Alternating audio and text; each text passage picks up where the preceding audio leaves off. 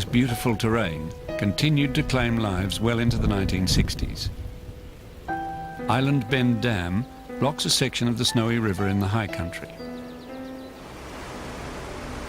This archive film was taken of the site just days before one of the grisliest accidents of the whole scheme. Island Bend construction called for deep shafts that led to water tunnels below.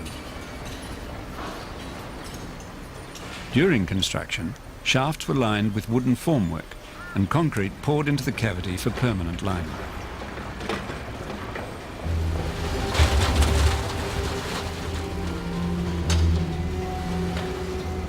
In 1963, on the morning before the Christmas break, workers were making the last pour before the holiday when something went wrong.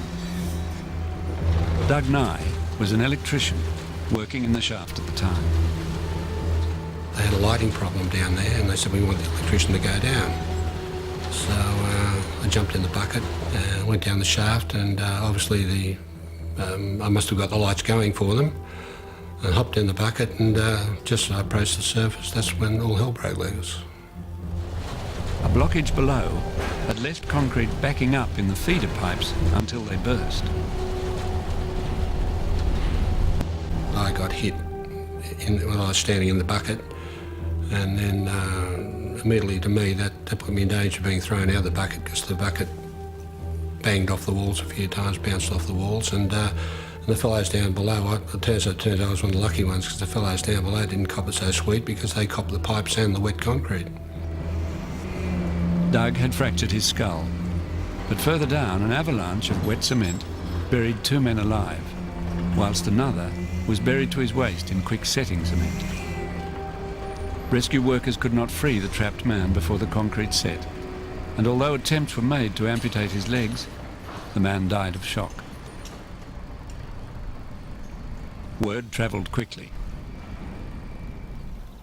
Joy Dudash was living at Island Bend and recalls a hush fell over Snowy Camps that Christmas. It was horrifying to know that he was down there and nobody could get him out, because it was quick-setting cement and it was fallen down on him. And sometimes you just have to leave them there.